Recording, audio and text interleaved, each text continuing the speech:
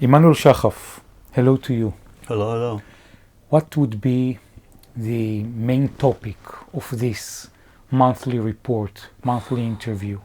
What would you emphasize? I think we have to emphasize a recurring theme that we are stuck.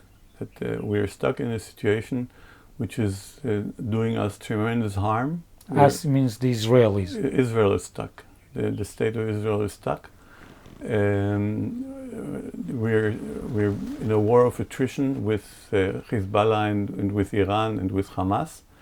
We have a government that is not interested in winding the war down, while the economy is getting worn down.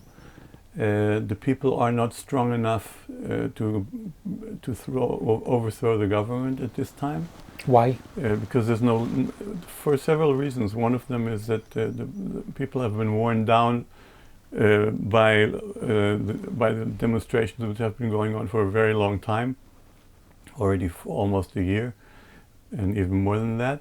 And there's no leadership. There's no opposition to speak of to the government. No political opposition.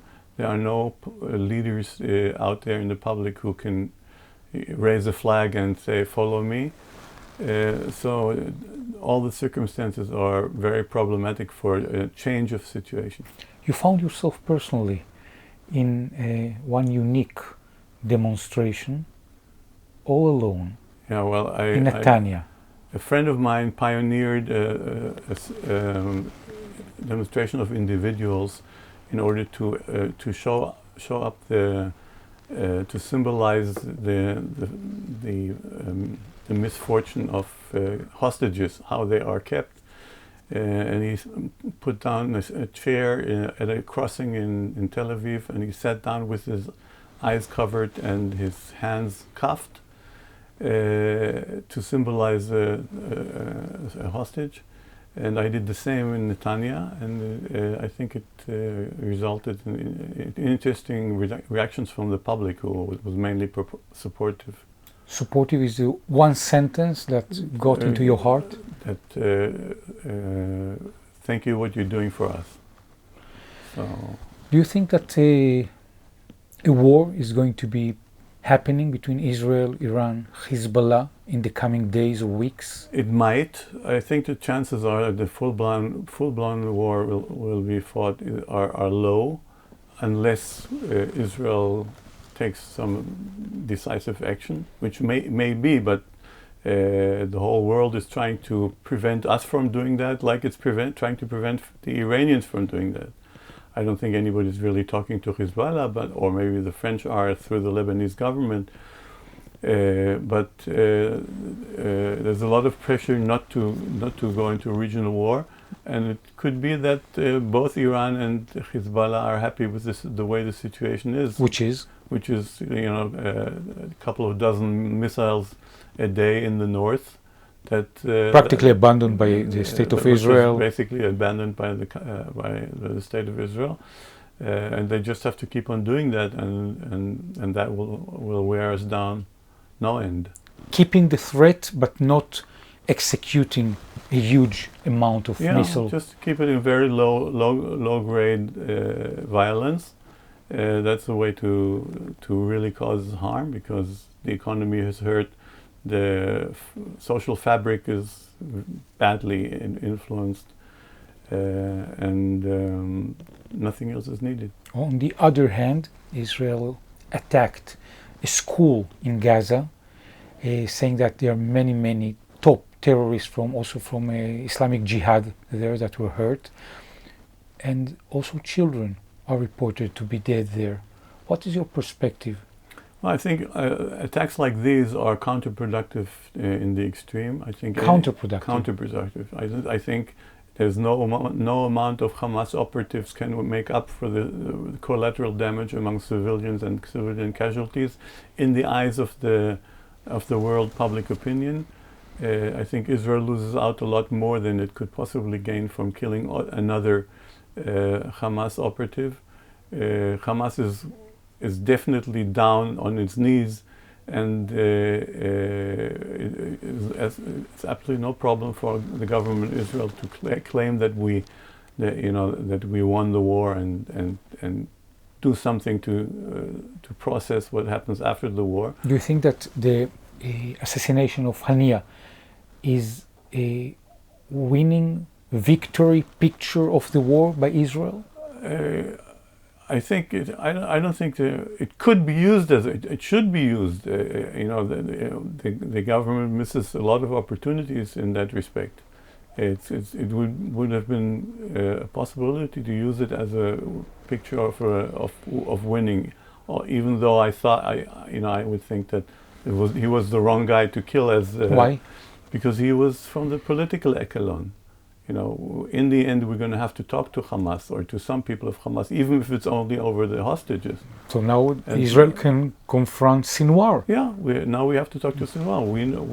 Are we willing to talk to Sinwar? We're talking to him through intermediates, but we're at the same time trying to kill him. So, we're constantly doing something and the opposite.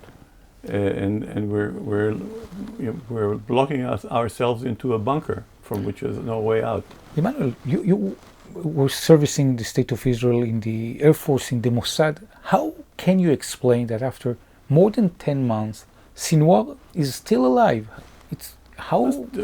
Fighting in an urban environment is extremely difficult, and there's so many places where he can hide, and if he has good security, then this can go for another 10 years. So basically, if Israel is looking for the picture that Sinwar is dead, it might take another 10 years of war. Yeah, absolutely. If that's what the Prime Minister wants, okay, that's a goal never to be attained, conceivably. Or it can happen tomorrow, but there's no way of knowing. Okay. Another kind of war that is happening practically regards the Israeli courts. People from the right wing, also politicians and ministers, are trying to reinvent the revolution. Yeah, the legal coup or the legal revolution that took place before the war. That was going on before the war and was stopped at one stage by public protest mostly, is raising its ugly head again, and the government is every day trying to interfere with the legal system. This is a practical war that is happening throughout the last weeks. Yeah, it's happening throughout the last weeks in several instances, and the government is not looking for dialogue with the legal system, but it's confrontation. Clearly, it's looking to confront the legal system and bypass it. Okay, it just ignores the positions of the legal system and bypasses them, tries to bypass them, and tries to move ahead. Winning together, do you think it's a slogan in Hebrew, לנצח ביחד or ביחד ננצח? That is something that can be done, should be done. Is Israel are going to be winning together? Maybe it should be done, but it's impossible to do it right now because we're not together. And I don't think this government is not capable of creating a situation where we are together. Neither is the opposition. Okay, right now, I don't think there's anybody who has a plan or something where all the people can say, "Oh, let's go, let's try to make this happen." You have a plan? I have a plan, yeah. But federation plan, which is running for many years, and also it's a plan, do you think, that can be implemented even now?